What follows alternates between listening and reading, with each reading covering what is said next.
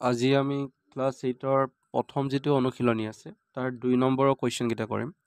2 নম্বৰৰ প্ৰথম যিটো প্ৰশ্ন হৈছে এইটো।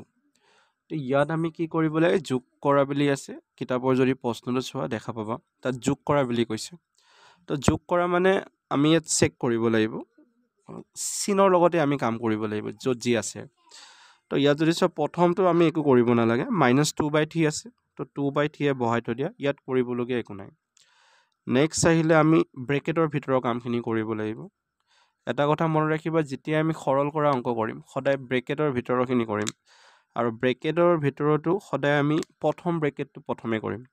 তো ইয়াত এইটো হৈছে প্ৰথম ব্ৰেকেট, তো প্লাছ আৰু মাইনাছ এইটো পূৰণ কৰি দিয়া, কাৰণ ব্ৰেকেট থকা মানে পূৰণেই হৈ আছে। ব্ৰেকেটটো যেতিয়া আঁতৰাই দিবা এইটোৰ লগত এইটো কি হ'ব, পূৰণ। তো প্লাছৰ লগত মাইনাছটো পূৰণ হৈ গ'লে কি হৈ যাব, 5/6। তো এইটো হৈ যাব আমাৰ এনেকুৱা, ঠিক আছে। এতিয়া এইটো আমি একে শেষত কৰিম। তাৰ পাছত আমি চাম প্ৰথম ব্ৰেকেট কৰাৰ পিছত দ্বিতীয় ব্ৰেকেটটো চেক কৰিবা যদিহে আছে কুৱেশ্যনটোত। তো কুৱেশ্যনটোত আমি দ্বিতীয় ব্ৰেকেট দেখা নাই, থাৰ্ড ব্ৰেকেট, এইটো আমাৰ তৃতীয় ব্ৰেকেট হয়। তো এইটো কাম কৰিম আমি। তো ভিতৰত যিকেইটা আছে 3/5 আৰু 5/6, তো এইটো আমি বিয়োগ কৰিব লাগিব, যিহেতু আমি ভগ্নাংশ বিয়োগ কৰিব লাগিব। আৰু ভগ্নাংশ বিয়োগ কৰিবলৈ আমি সদায় কি কৰিব লাগে, তলৰ কেইটাৰ লসাগু ল'ব লাগে। তো 5 আৰু 6 লসাগু কিমান আহিব তোমালোকৰ, 30। তো এতিয়া আমি চেক কৰিম, 5 30ক কিমান বাৰ যাব, 6 বাৰ। 6টো 3ৰ লগত পূৰণ কৰা, 18 হ'ব। মাজত যি চিন আছে পাতি দিবা। তো 6 আকৌ 30ক হৰণ কৰিবা, 5 বাৰ যাব। সেই 5টো ওপৰৰ যিটো সংখ্যা আছে তাৰ লগত পূৰণ কৰিবা। তো 5 5 গুণ কি হৈ যাব, 25, ঠিক আছে। এইটো এনেকুৱা হৈ যাব। তো এতিয়া আমি কি কৰিম, সেই ব্ৰেকেটৰ ভিতৰৰ যিটো ওপৰত আছে মানে লবত যিটো আছে, অৰ্থাৎ এইখিনি কৈছোঁ, এইখিনি আমি বিয়োগ কৰিম। তো 18ৰ পৰা যদি 25 বিয়োগ কৰা কি থাকিব, -7। তো যদি তোমালোকৰ চিনৰ গণগোল হয় তো কি কৰিবা, এনেকৈ যদি এটাত প্লাছ আৰু এটাত মাইনাছ থাকে সদায় কি কৰিবা, ডাঙৰ নাম্বাৰটোৰ পৰা সৰুটো মাইনাছ কৰিবা। মানে 25ৰ পৰা 18 বিয়োগ কৰিবা, 7 থাকিব ন। আৰু চাবা যে ডাঙৰ নাম্বাৰটোৰ আগত কি চিন আছে, ইয়াত মাইনাছ চিন আছে, সেইটো পাতি দিবা, ঠিক আছে। তো এতিয়া আকৌ আমি ব্ৰেকেট আঁতৰাম, এইটো আমাৰ প্ৰথম ব্ৰেকেট হৈ গ'ল। তো ব্ৰেকেটটো আঁতৰাই দিলে মাইনাছটো প্লাছৰ লগত কি হ'ব, পূৰণ। তো মাইনাছে প্লাছে কি হৈ যাব, মাইনাছ হৈ যাব। তো ইয়াত আমি কি ৰাখিম, -7/30, ঠিক আছে। তো এতিয়া আকৌ এই দুইটা ভগ্নাংশত আহি গ'ল। তো আমি কি কৰিব লাগিব, তলৰ দুটাৰ আকৌ লসাগু ল'ব লাগিব। 3 আৰু 30ৰ লসাগু কি আহিব, 30 আহিব। 30ক 3ৰে হৰণ যাব 10 বাৰ, 2ৰ লগত পূৰণ কৰি দিয়া, 20 হৈ যাব। মাজত যি চিন আছে সেইটো একেই আহিব। তাৰপৰা 30এ 30ক এবাৰ হৰণ যাব, সেই একটো 7ৰ লগত পূৰণ কৰি দিয়া, 7 আহি যাব। অৰ্থাৎ আমাৰ কিমান হৈ যাব, -20 আৰু -7 লগ লগাই দিয়া, -27 ডিভাইডেড বাই কি থাকিব, 30, ঠিক আছে।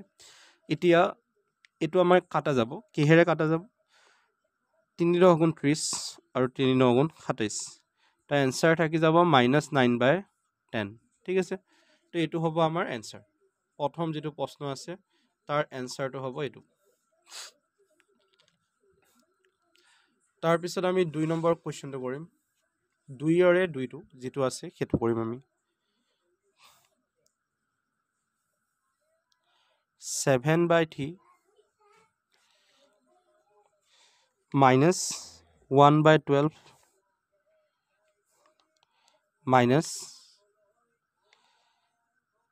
-3/4 ব্ৰেকেট আছে, তাৰ পাছত +7 আছে।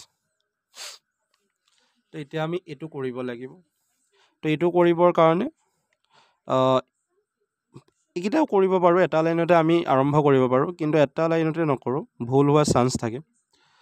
তো তোমালোকে যেতিয়া কৰিবা প্ৰথম এনেকুৱা কিবা, তো প্ৰতিটো লাইনে কৰিবা, এটা লাইনো স্কিপ নকৰিবা। তো স্কিপ কৰিলে ভুল হোৱাৰ চান্সটো বেছি থাকে। তো প্ৰথমে এই ব্ৰেকেটটোৰ যদি আমি কাম কৰোঁ, মাইনাছে মাইনাছে কেঞ্চেল গুচি যাব, তো বাকী থাকি যাব 3/4 হৈছে। আৰু ইফালে থাকিলে +7। তো তলৰ যিকেইটা আছে তো সেইকেইটাৰ আমি কি ল'ব লাগিব, লসাগু।